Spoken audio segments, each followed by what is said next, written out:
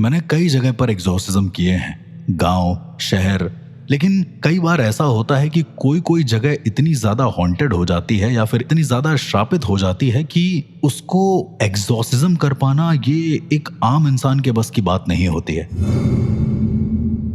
वहां पर सच्चाई कुछ और ही होती है। ऐसा ही हुआ था मेरे इस केस में, जहां पर मैं एक मॉल में गया था। एक मॉल जो कि लोगों के हिसाब से पोजेस मॉल था, जहां पर रात में कई सारे भूत प्रेत आ जाते थे, जहां पर एक वकील की आत्मा हाथ में कुछ पैसे लिए बाहर खड़ी रहती थी और जो भी उसकी बातों में आ जाता था वो उसे अंदर ले जाकर मार डालती थी। ऐसा सीसीटीवी फुटेज में भी साफ साफ आया था। धीरे धीरे वहां पर लाशें गायब होने लगी, लेकिन सबसे ज्यादा अजीब तब हुआ जब लोगों की लाशें बरामद होने लगी। वहां पर उस मॉल के ऑनर ने किसी तरीके से मेरे पास फोन किया और वो मुझे मिलने के लिए कहता है। मैंने उसे मॉल ना मिलकर दिल्ली से बाहर मिलने को बोला। वहां मिलकर उसने मुझे जो बताया वो सुनकर मैं दंग रह गया। उसने मुझे बताया कि मॉल में 3 ऐसी मौतें हुई हैं जिसे देखकर ऐसा लगता है कि यहां पर कोई तंत्र की साधना चल रही है। पहली मौत उसने बताया कि विशाल शर्मा नाम के एक मेंटेनेंस इंजीनियर की हुई थी, जो खुद ही लिफ्ट में फांसी का फंदा लगाकर 5वें फ्लोर से ग्राउंड फ्लोर तक आकर मर गया। उसके अलावा दूसरी मौत जो हुई थी वो नीलिमा अग्रवाल की हुई थी, जो कि एक नाइट शिफ्ट में सफाई कर्मचारी थी। उन्होंने अपने सर की डुबकी गर्म तेल में लगा ली थी, जिससे उनका पूरा शरीर बुरी तरीके से जल गया था और आधा मांस शरीर से उतर गया था। लेकिन साथ ही साथ दीवार पर लिखा हुआ था, मांस की भेंट स्वीकार करो। इसी के साथ तीसरी मौत जो हुई थी अर्जुन वर्मा की, वो एक स्टोर डेकोरेटर था। लास्ट में जब सिक्योरिटी गार्ड्स को उसकी डेड बॉडी मिलती है तो मैनेक्विन्स के साथ लटकी हुई मिलती है, जिसमें उसकी आंखों से खून रिस रहा होता है और दीवार पर लिखा होता है कि तीसरी भेंट पूरी हुई, अब साधना शुरू हो सकती है। इन तीनों चीजों को सुनने के बाद मेरे दिल ने सिर्फ यही कहा कि यहाँ पर कोई ना कोई तांत्रिक शक्ति का गढ़ जरूर हो सकता है, क्योंकि लोगों का भी ऐसा मानना था कि रात बिरात वहां पर ढोल और मांस पकने की गंध आना शुरू हो जाती है। इसीलिए कोई भी इंसान उस मॉल के आसपास से गुजरता नहीं है।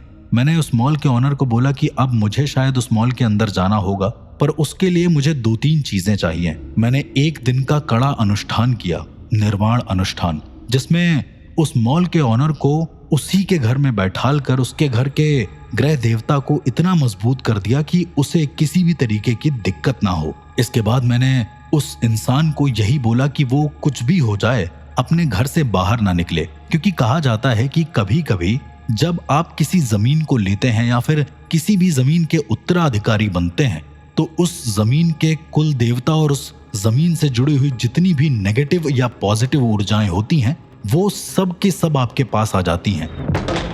मैंने उस इंसान और उसके परिवार को पूरी तरीके से सुरक्षित कर दिया ताकि उसको कोई भी दिक्कत ना हो, और उसके बाद अपने साथ कुछ सामान लेकर सीधा चला गया उस मॉल के अंदर, जहां पर 3 मौतें बहुत बुरी तरीके से हुई थी। मॉल के अंदर जाने से पहले मुझे लगा कि मुझे अपने ऊपर भी कुछ तैयारी कर लेनी चाहिए, तो मैंने अपने गुरु की दी हुई भस्म अपने शरीर पर लगाई और रुद्राक्ष माला के साथ साथ मसान माला धारण करी। जैसे ही मैं उस मॉल के अंदर जाने वाला था, अचानक से मुझे एक कांपती हुई किसी बूढ़े इंसान की आवाज आई कि मॉल में कुछ है, आत्माएं तंत्र कर रही हैं, सब कुछ सही कर दो इससे पहले कि कोई और मर जाए। मैं आप लोगों को ये सब इसलिए बता रहा हूं क्योंकि जब भी मैं किसी केस में जाता हूं, मुझे वहां पर जितनी भी अच्छी आत्माएं होती हैं वो एक संकेत देती हैं कि मैं किसी तरीके से उस जगह की चीजों को सॉल्व कर दूं, क्योंकि आत्माएं नहीं चाहती हैं इस दुनिया में रहना।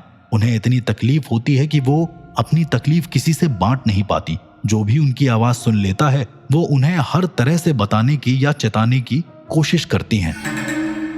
मैंने बिना देर किए उस मॉल के अंदर प्रवेश किया।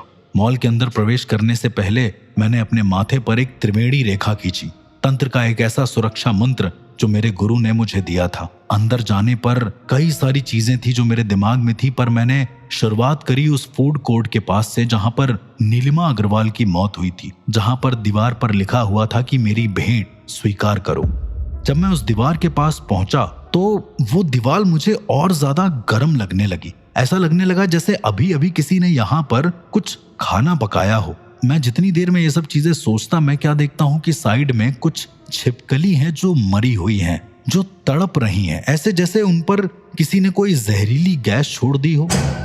और फर्श पर मुझे ऐसा लग रहा था कि कोई हड्डियों को पटक रहा है, जैसे कोई मांस का टुकड़ा अगर जमीन पर गिर जाए तो कैसी आवाज आती है, ठीक वैसे ही। मैं थोड़ा सा पीछे हटता हूं कि इतनी देर में मैं क्या देखता हूं कि जहां पर डीप फ्रायर रखा हुआ था वहां पर जमीन पर कुछ है, कुछ खोखलापन था उस जमीन पे। मैंने उस डीप फ्रायर को हटाया और जैसे ही उस जगह को अपने पास रखे एक डंडे की मदद से तोड़ा तो अंदर मुझे जो मिला उसकी मैं कल्पना भी नहीं कर सकता था। अंदर मुझे अजीब अजीब से बाल, उल्टी खोपड़ी और इन्वर्टेड यंत्र जो कि बहुत बुरी तरीके से जमीन में दफन थे वो दिखे। वहां पर मुझे वो नीलिमा अग्रवाल की डेड बॉडी के बचे हुए अंश भी दिखे। मैं जितनी देर में ये सब देखता, मुझे पीछे से एक आवाज आती है, मैं तो मर गई हूँ, अब तुम इस हवन को पूरा करो। मुझे उसी नीलिमा अग्रवाल की आवाज सुनाई दे रही थी कि मैं तो मर गई हूं, अब तुम इस हवन को पूरा करो। मैं जैसे ही पीछे पलटता हूं वहां पर कुछ भी नहीं होता, बस एक ठंडी हवा का झोंका। मैंने जब उस गड्ढे की तरफ देखा तो वहां पर मुझे साफ लग रहा था कि ये कोई उल्टा तांत्रिक मंदिर है जो कि बुरी तरीके से इस पूरे मॉल को प्रभावित कर रहा है। चूंकि वो फूड कोर्ट एक ग्राउंड एरिया में बना था, इस वजह से मुझे लगा कि हो ना हो सारे तांत्रिक चीजों की नींव यहीं पर रखी गई है। मैंने अपने पास से त्रिलोक रक्षा मंत्र का आवाहन किया और उसे हवा में घुमाकर एक मंत्र का उच्चारण किया। ओम शर तंत्र महादेवाय नमः। कहते हैं कि इस मंत्र का उच्चारण करने से जितनी भी ताकतें होती हैं जो एक जगह पर बंधी होती हैं वो सारी की सारी अलग अलग टूट जाती हैं। मैंने वहीं पर एक त्रिकोणीय अग्नि का घेरा बनाया और जितने भी तांत्रिक सामान रखे हुए थे मेरी आंखों के सामने, अलॉन्ग विद नीलिमा अग्रवाल की हड्डियां, मैंने उन सबको उठाकर उस आग में डाल दिया। इसके बाद मैंने सोचा कि एक ग्राउंड फ्लोर का तो शायद मैंने सब कुछ कर लिया है, मुझे अब अगली मंजिल पर जाना चाहिए। इसके बाद जब मैं अगली मंजिल पर गया तो मुझे वहां पर अलग अलग तरीके की आवाजें आने लगी। एक बच्चा रोता हुआ, कोई लड़की थी जो हंस रही थी। ऐसा लग रहा था कि वो मॉल रात के समय बहुत ज्यादा जिंदा हो चुका है। एक और चीज मुझे जो सुनाई दे रही थी वो मेरे लिए बहुत ज्यादा अजीब थी। अघोर मंत्र लेकिन उल्टा। ऐसा लग रहा था कि कोई तांत्रिक किसी अघोर मंत्र का उच्चारण कर रहा है। मैं जब ऊपर चढ़ जाता हूं तो मैं क्या देखता हूं कि एस्केलेटर पर कम से कम 3 से 4 सड़ी हुई लाशें बिना सर के अपने कंधे के बल ऊपर चढ़ती हुई आ रही थी मेरी तरफ।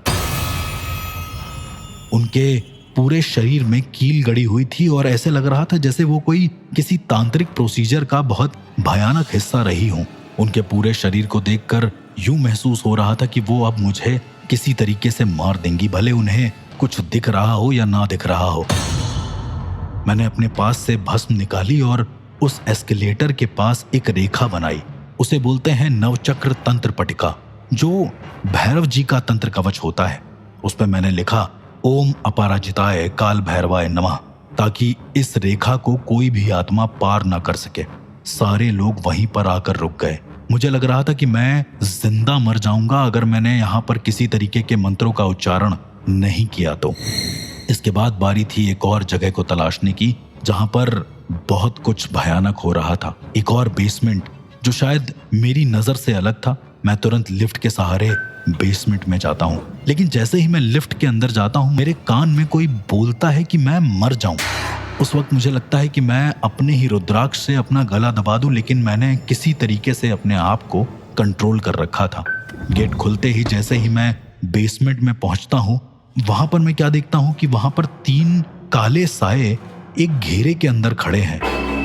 ये तीनों कोई आम इंसान नहीं थे, बल्कि एक सम्मिलित तांत्रिक आत्मा थी, जिसे तंत्र के दृष्टिकोण से त्रितंत्र राक्षस बोलते हैं। त्रितंत्र राक्षस इस तरीके के होते हैं कि यदि वो तुम्हें अपने जाल में फंसा लें तो तुम जिंदा ही जिंदा उनकी सेवा करते रहोगे। तुम्हारा शरीर सड़ जाएगा लेकिन तुम्हारी आत्मा कभी भी तुम्हारे शरीर को छोड़ेगी नहीं।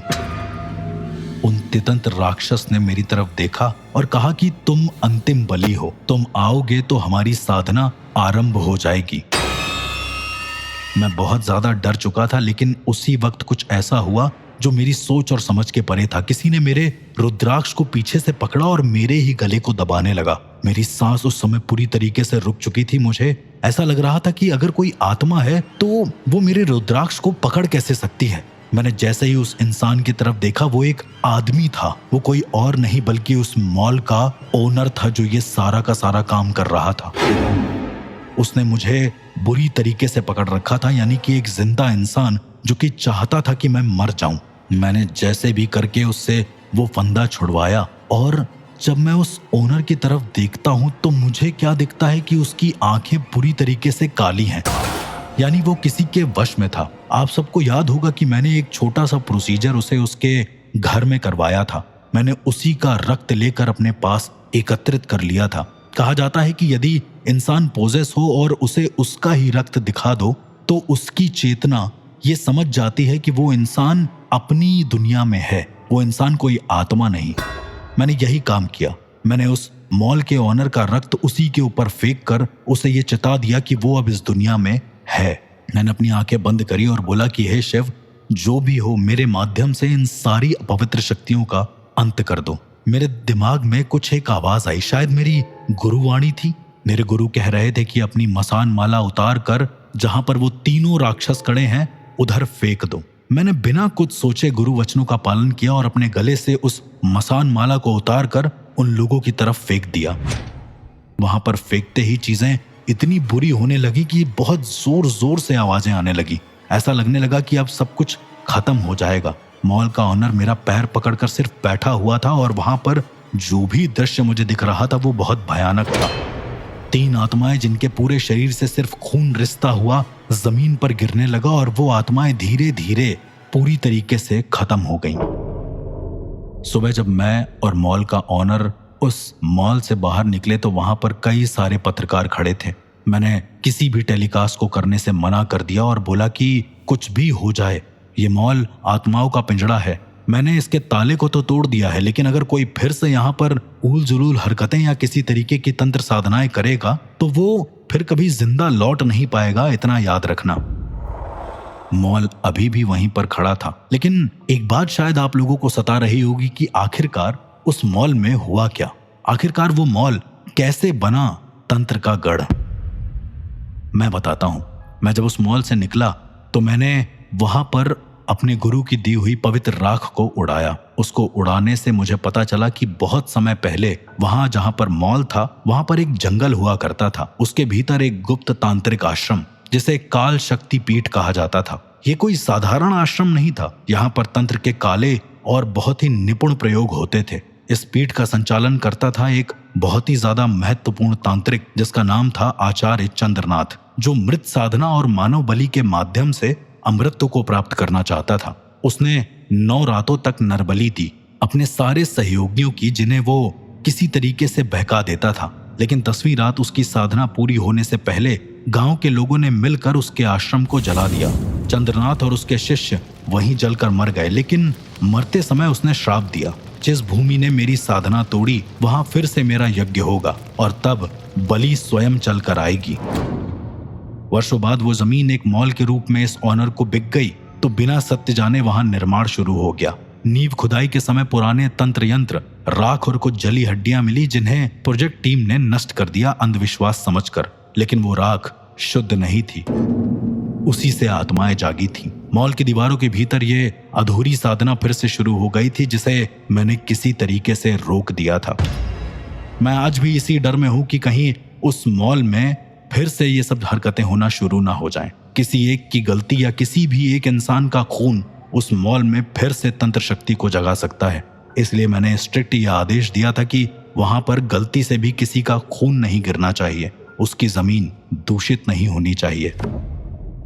वो मॉल अभी भी शॉपिंग सेंटर नहीं था, वो एक यज्ञशाला थी और शायद हमेशा रहेगी। इस तरह की और घटनाओं के बारे में जानने के लिए सुनते रहिए the real ghost encounters with RJ अर्श।